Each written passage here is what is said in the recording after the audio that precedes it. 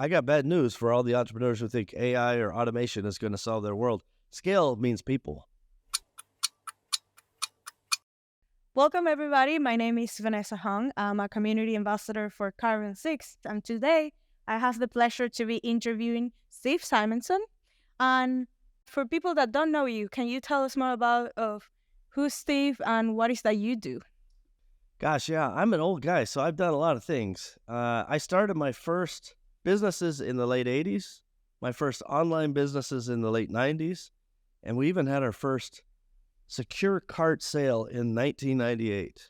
And then our first stuff on Amazon was in around 2001, 2002. It's all running together now. And over time, we've built brands and products, and we've bought companies, we've sold companies, and tried to solve problems, the common problems that we all face, how to get it manufactured, how to maintain quality, how to scale a team. So it's been a journey, but, I'm a pretty lucky guy. So what is one tip or one thing that you have learned in your journey about scaling? Entrepreneurs have an unreasonable level of persistence. No sane person would continue on at the pace we do and with the belief we do, when if you ask everybody else, they will say, you're an idiot, this is not going to work. They dress it up and they go, oh, well, that sounds interesting. Maybe I have a job at the post office as a fallback, right? And so this unreasonable belief in ourselves, I think is a good prerequisite. Doesn't mean you don't doubt yourself or doesn't mean you wonder sometimes, but you've got to just know that you're going the right way. And so beyond that, I put things in three categories. Strategy, like, am I going the right place? Where am I launching the rocket to? Systems, how am I going to build this so that the system runs the business and the people run the systems? And then scale, that is a fun word to say, but I got bad news for all the entrepreneurs who think AI or automation is going to solve their world. Scale means people. So you actually have to get good at managing people, which I find entrepreneurs, myself included, maybe first and foremost, are terrible managers. And so we have to build those skills or hire the people or, build the systems that give us the guardrails. And I think people don't take a long-term systemic approach. Once they have a good strategy, they don't build their systems adequately with a solid foundation, and then they don't know that the people are really the secret to scale. I remember we were discussing about efficiency and profitability not too long ago, and you mentioned something that really hit me, was that nobody can run a business at loss or not profitable for a long time. How does that impact scale?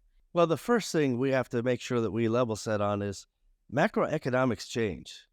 I started my first business in a recession, but we had to eat, so we didn't care. So you build really good muscles about running a business, being very operationally efficient when you don't have a choice, right? When things are really good and really easy, we all tend to get lazy. And that is not a sustainable thing, right? That laziness, we call it slop in the gears. Imagine driving a car. If there's slop in the gears, it's really hard to shift up. You got to get tight, and you got to make sure that as you think about, well, I want to grow this new products because I want to grow, but can the market sustain that? What if the market is, level or only growing at 8% instead of 36%? These are realities we cannot look past. Like everything, it goes in cycles, and the same thing goes with macroeconomics. There will be boom and bust cycles. Get really tight during the bust, and then the boom, everything, the wind will hit your sails, and you'll take it farther than you ever imagined. What is the thing that, oh my God, that is the problem I made myself, or I see entrepreneurs doing all the time, and that's why they cannot build that or they cannot do it properly? From 1 to 5 million, you've added a few people, but you're not yet sophisticated at systems, and you kind of know where you're going, but you're not clear. By the time you get 5 or 10 million, you really need to get settled on, having a foundational business operating system. That's what we think of it as. So just about anything that is going to be repeated, we want it in the system. If we are requesting samples, it's in the system, not emails. If you're making a PO, it's in the system, not emails. So that everybody can participate, collaborate, and supervise what's happening in the organization. And people too often are like, oh no, I've got my little hack, or I just email the supplier, or I do this or that. Those are fine hack, let's say unsophisticated ways to get you where you need to be. But at the point you're 5, 10 million plus, if you don't have a business operating system, it will be very, very difficult to scale and quickly. Like we took one business, went from 6 to 18 to 36 in 2 years. We had to have a business operating system or we would have gone nuts. What is that I can take to start building those processes and systems? Is there specific actions that I can take now? Yeah, so I would start thinking about the integration of finance, marketing, and operations. You can still have components that feed into it. So as an example, there are many open source strategies people can use. They can go look at ERP Next, they can look at Odoo, they can look at things like NetSuite or SAP. These are very large scale and I would say comprehensive business operating platforms. And whether or not any of those specific solutions resonate or are the right fit is a secondary thing. You have to start learning how a business platform works.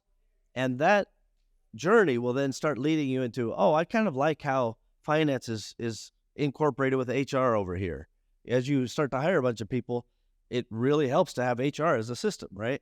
And then you say over here, well, gosh, marketing struggle with getting all this content into a database, but now we have that. So we can do our social media in a more consistent way. And then you say, great news, it's all tied in with finance. So these are steps that will become clear. The brand or the flavor of the day is less important than the philosophy of just know a platform that runs your business is the best way to get people to collaborate and then ultimately grow your business faster than you could imagine, really.